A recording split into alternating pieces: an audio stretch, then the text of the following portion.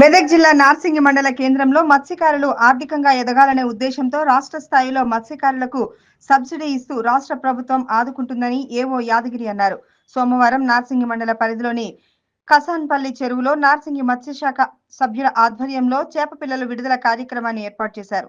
ఈ సందర్భంగా చెరువుకు పూజలు నిర్వహించి అనంతరం 40,430 చేప పిల్లలు ఏవో యాదగిరి మత్స్యశాఖ సభ్యుల చేతుల మీదుగా చెరువులో వదిలారు. ఈ కార్యక్రమంలో మత్స్యశాఖ ప్రెసిడెంట్ వేణు, ఉపాధ్యక్షులు ఎల్లం, మాజీ ప్రెసిడెంట్ సాయిలు, స్వామి, శ్రీను, వారాల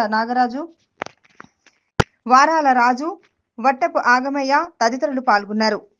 మన మత్స్యశాఖ మెదక్ జిల్లా వారి ఆధ్వర్యంలో వారి తరఫున నార్సింగ్ మండల కేంద్రంలో ఉన్నటువంటి కంసాన్పల్లి చెరువు నందు చేపపిల్ల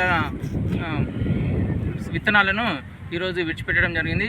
అందులో భాగంగా ఈ చెరువులో నేడు 40,430 టోటల్ కౌంట్గా 3 రకాలటువంటి బొచ్చ, రవ్వలు, మృగాల 3 రకాల మన చేపపిల్లలను కలిపి 40,430 కౌంట్తో విడిచిపెట్టడం జరిగింది.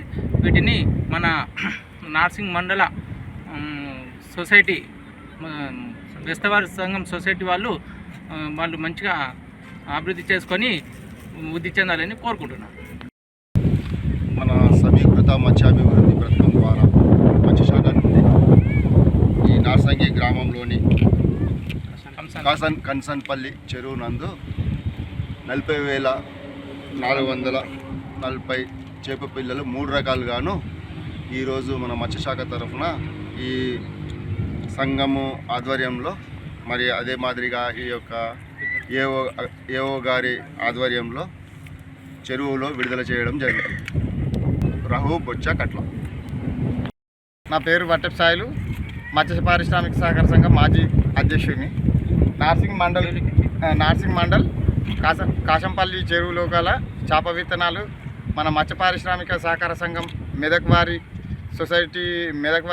సహకార సంఘం నుండి మాకు విత్తనాలు చెరువులో చేపలు వేయడానికి వచ్చినాయి. అందులో భాగంగా మొత్తం కలిపి 40,430 చేప పిల్లలు వచ్చినాయి. అందులో రవ్వు, బొచ్చ, మిర్గాలు 3 రకాల చేప పిల్లలు మా సొసైటీకి వచ్చినందుకు మేము గర్విస్తున్నాం.